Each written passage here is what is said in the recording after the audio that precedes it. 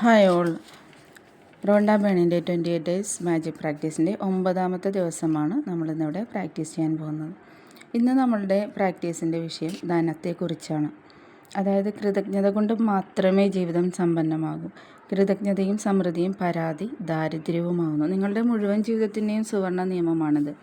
നിങ്ങളുടെ ആരോഗ്യത്തിൻ്റെയും തൊഴിലിൻ്റെയും ബന്ധങ്ങളുടെയും പണത്തിൻ്റെയും അങ്ങനെ മുഴുവൻ ജീവിതത്തിൻ്റെയും നിയമം. നിങ്ങൾക്കുള്ള പണത്തിന് ഇനി അധികം ഇല്ലെങ്കിൽ കൂടി എത്രത്തോളം നന്ദി ഉണ്ടായിരിക്കുമോ അത്രത്തോളം സമ്പത്ത് നിങ്ങൾക്ക് ലഭിക്കും.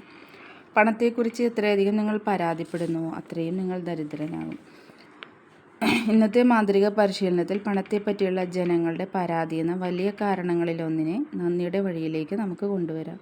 ഇതിലൂടെ രണ്ടാണ് നേട്ടം. നിങ്ങളുടെ ധനസ്ഥിതിയിൽ മാറ്റം വരുത്തുവാൻ കഴിയും. അതോടൊപ്പം നിങ്ങളെ കൂടുതൽ ദരിദ്രനാക്കുന്ന പരാതിക്ക് പകരം കൃതജ്ഞത കയറി വരുന്നതോടെ ഇത് മാന്ത്രികമായി നിങ്ങളിലേക്ക് സമ്പത്തിനെ കൊണ്ടുവരും. പലർക്കും അവർ പണം സംബന്ധിച്ച് പരാതിപ്പെടുന്നതായി അറിയില്ല. ജീവിതത്തിൽ പണമില്ലാതെ വരുമ്പോൾ അവർ പോലും അറിയാതെയാണ് പരാതിപ്പെടുന്നത്. ആളുകളുടെ ചിന്തകളിലൂടെയും വാക്കുകളിലൂടെയുമാണ് പരാതി പുറത്തു വരുന്നത്. തങ്ങളുടെ ചിന്തകൾ എന്താണെന്നതിനെപ്പറ്റി പലരും ബോധവാന്മാരല്ല. പണത്തെ സംബന്ധിച്ചുള്ള നിഷേധാത്മകവും അസൂയ കലർന്നതുമായ ഏതു പരാതിയും നമ്മുടെ ചിന്തകളും അക്ഷരാർത്ഥത്തിൽ ദാരിദ്ര്യം സൃഷ്ടിക്കുന്നു. തീർച്ചയായും പണം നൽകേണ്ടി വരുമ്പോഴാണ് ഏറ്റവും വലിയ പരാതികൾ ഉണ്ടാകുന്നത്. ഓരോ ബില്ലുകൾ അടയ്ക്കുമ്പോഴും നമ്മൾ ഒരുപാട് പരാതിപ്പെട്ടാണ് അടയ്ക്കുന്നത്. നിങ്ങൾക്ക് ആവശ്യത്തിന് പണമില്ലെങ്കിൽ ബില്ലുകൾ അടയ്ക്കുന്നത് അങ്ങേയറ്റം പ്രയാസകരമായിരിക്കും. അടയ്ക്കാനുള്ള പണത്തേക്കാളേറെ ബില്ലുകൾ വരുന്നതായി കാണാം. എന്നാൽ ഈ ബില്ലുകളെപ്പറ്റി നിങ്ങൾ പരാതിപ്പെട്ടാൽ നിങ്ങളുടെ പണത്തെക്കുറിച്ച് പരാതിപ്പെടുകയാണ്. പരാതി നിങ്ങളെ ദാരിദ്ര്യത്തിൽ തന്നെ നിലനിർത്തും. നിങ്ങൾക്ക് ആവശ്യത്തിന് പണമില്ലെങ്കിൽ നിങ്ങൾ അവസാനമായി ചെയ്യുന്ന കാര്യം നിങ്ങളുടെ ബില്ലുകൾക്ക് നന്ദിയുള്ളവരാകുക എന്നതാണ്. എന്നാൽ യഥാർത്ഥത്തിൽ നിങ്ങളുടെ ജീവിതത്തിൽ കൂടുതൽ പണം ഉണ്ടാക്കേണ്ടതിന് നിങ്ങൾ ചെയ്യേണ്ടത് അതുതന്നെയാണ്. സമ്പന്നമായ ജീവിതത്തിന് പണം കൊണ്ട് ചെയ്യാവുന്ന എല്ലാറ്റിനോടും നിങ്ങൾ നന്ദി പ്രകാശിപ്പിക്കണം. ബില്ലുകളോട് അതൃപ്തി കാണിക്കുന്നത് നന്ദികേടിൻ്റെ തെളിവാണ്. നിങ്ങൾ നേരെ തിരിച്ചാണ് ചെയ്യേണ്ടത്. നിങ്ങൾക്ക് ബില്ല് നൽകിയവർ തന്ന സാധനങ്ങൾക്കും സേവനങ്ങൾക്കും നിങ്ങൾ നന്ദി പ്രകാശിപ്പിക്കണം. ഇത് ലളിതമായ കാര്യമാണ്, പക്ഷേ പണം സംബന്ധിച്ച് ശാശ്വതമായ ഫലമായിരിക്കും ഈ പ്രവൃത്തിയിലൂടെ നിങ്ങൾക്ക് ലഭിക്കുക. അക്ഷരാർത്ഥത്തിൽ നിങ്ങൾ അങ്ങനെ ഒരു പണക്കാരനായി മാറും. ബില്ലിനെക്കുറിച്ച് നന്ദി ഉണ്ടാകണമെങ്കിൽ ആ ബില്ലിൻ്റെ അടിസ്ഥാനത്തിൽ നിങ്ങൾ കൈപ്പറ്റിയ സേവനങ്ങളെയും സാധനങ്ങളെപ്പറ്റി ഓർക്കുക. വീട്ടുവാടക,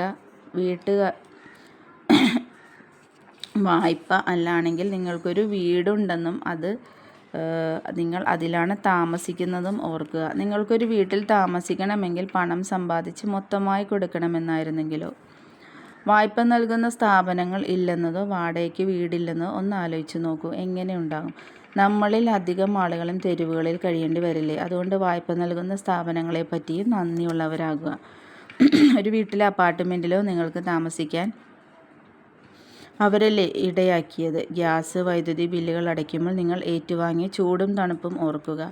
ചൂടുവെള്ളത്തിൽ കുളിക്കുന്നതൊന്ന് ചിന്തിക്കുക. നിങ്ങൾ വാങ്ങിവെച്ചിരിക്കുന്ന വീട്ടുപകരണങ്ങൾ ഈ സേവനങ്ങൾ കൊണ്ടല്ലേ നിങ്ങൾ ഉപയോഗിക്കാൻ കഴിയുന്നതെന്ന് ആലോചിക്കുക. നിങ്ങൾ ഫോണ്, ഇൻ്റർനെറ്റ് ബില്ലുകൾ അടയ്ക്കുമ്പോൾ ഒന്ന് സങ്കല്പിച്ച് നോക്കൂ. ഇതൊന്നും ഇല്ലായിരുന്നെങ്കിൽ ദൂരെയുള്ള ഒരാളോട് സംസാരിക്കാൻ നിങ്ങൾ എത്ര ദൂരം യാത്ര ചെയ്യേണ്ടി വരുമായിരുന്നു? കുടുംബാംഗങ്ങളെയും സുഹൃത്തുക്കളെയുമൊക്കെ നിങ്ങൾ എത്ര തവണയാണ് ഫോണിൽ വിളിക്കുന്നതെന്നും അവർക്ക് മെയിലുകൾ അയക്കുന്നതെന്നും ഒന്ന് ചിന്തിച്ച് നോക്കൂ. സർവീസ് പ്രൊവൈഡറുകൾ ഉള്ളത് കൊണ്ടല്ലേ എളുപ്പത്തിൽ ഇൻ്റർനെറ്റ് വഴി വിവരങ്ങൾ കൈമാറുന്നത്. അത്ഭുതകരമായ സേവനങ്ങളെല്ലാം നിങ്ങളുടെ വിരൽ തുമ്പിലാണ്. അതിന് അവരോട് നന്ദി പറഞ്ഞേ പറ്റൂ. നിങ്ങൾ പണമടയ്ക്കുന്നതിന് മുൻപ് നിങ്ങളെ വിശ്വസിച്ച് സേവനങ്ങൾ നൽകുന്ന കമ്പനികളോട് കൃതജ്ഞത ഉള്ളവരായിരിക്കണം. നിങ്ങൾ ഏതെങ്കിലും അടയ്ക്കാത്ത ബില്ലുകൾ ഇനി നിങ്ങൾക്കുണ്ടെങ്കിൽ പണത്തിന് നന്ദിയെന്ന് ബില്ലിന് കുറുകെ എഴുതി നന്ദിയുടെ മാന്ത്രിക ശക്തി പ്രയോഗിക്കുക. നിങ്ങൾക്ക് പണം ഉണ്ടായാലും ഇല്ലെങ്കിലും ബില്ലടയ്ക്കാനുള്ള പണത്തിന് നന്ദിയെന്ന് നന്ദിയോടെ ഉൾക്കൊള്ളുക.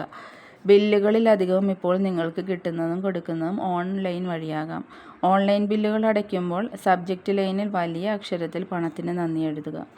നിങ്ങൾ മുൻകാലങ്ങളിൽ അടച്ച 10 ബില്ലുകളെടുത്ത് നന്ദി, അടച്ചു അല്ലെങ്കിൽ താങ്ക് യു എന്ന് ഓരോന്നിൻ്റെയും മുകളിൽ എഴുതുക. അടച്ച ഓരോ ബില്ലിൻ്റെയും മുകളിൽ എഴുതുമ്പോൾ നിങ്ങൾക്ക് ആ ബില്ലടയ്ക്കാനുള്ള പണം ഉണ്ടായിരുന്നു എന്നോർത്ത് പറ്റാവുന്നത്ര നന്ദി മനസ്സിൽ ഉൾക്കൊള്ളുക.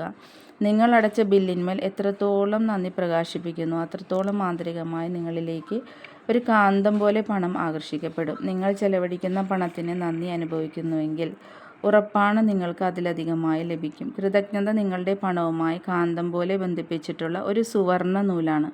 നിങ്ങൾ പണം നൽകുമ്പോൾ അതെല്ലായ്പ്പോഴും നിങ്ങളിലേക്ക് തന്നെ തിരിച്ചെത്തുന്നു. തുല്യമായോ 10 മടങ്ങായോ ഒരുപക്ഷെ അത് 100 മടങ്ങായോ തിരികെ എത്തുന്നു. നിങ്ങളിലേക്ക് സമൃദ്ധി എത്തുന്നത് നിങ്ങൾ നൽകിയ പണത്തിൻ്റെ പേരിലല്ല, നിങ്ങൾ അർപ്പിച്ച നന്ദിയുടെ പേരിലാണ്. 50 രൂപയുടെ ഒരു ബില്ലിന്മേൽ നിങ്ങൾ അർപ്പിക്കുന്ന നന്ദി നിങ്ങളിലേക്ക് 100 കണക്കിന് രൂപ എത്തിച്ചേക്കാം. എന്തായാലും ഇന്നത്തെ ചെറിയൊരു പ്രാക്ടീസാണ് നമുക്കിവിടെ ചെയ്യാനുള്ളത്. നിലവിൽ നിങ്ങൾക്ക് അടയ്ക്കാനുള്ള ഏതെങ്കിലും ഒരു ബില്ലെടുക്കുക, നന്ദിയുടെ മാന്ത്രിക ശക്തി പ്രയോഗിക്കുക. ഓരോ ബില്ലിനും കുറുകെ എഴുതുക, പണത്തിന് നന്ദി. നിങ്ങൾക്ക് പണം ഉണ്ടെങ്കിലും ഇല്ലെങ്കിലും ബില്ലടയ്ക്കാനുള്ള പണത്തിന് നന്ദി പ്രകാശിപ്പിക്കുക. നിങ്ങൾ മുൻകാലങ്ങളിൽ അടച്ച 10 ബില്ലുകൾ എടുക്കുക. ഓരോ ബില്ലിനും കുറുകെ മാന്ത്രിക വാക്കുകളായ നന്ദി അഥവാ അടച്ചു എന്ന് എഴുതുക. ബില്ലടയ്ക്കാനുള്ള പണം നിങ്ങൾക്കുണ്ടായി എന്ന് അങ്ങേയറ്റം നന്ദിയോടെ ഓർക്കുക.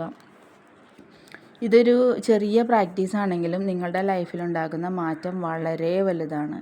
തീർച്ചയായും നിങ്ങളിത് പ്രാക്ടീസ് ചെയ്ത് നോക്കുക. ഒരുപാട് അനുഗ്രഹങ്ങളും ഐശ്വര്യങ്ങളും സന്തോഷങ്ങളും നിങ്ങളുടെ ലൈഫിൽ നിറയട്ടെ എന്ന് പ്രാർത്ഥിച്ചുകൊണ്ട് ബൈ ബൈ, ടേക്ക് കെയർ.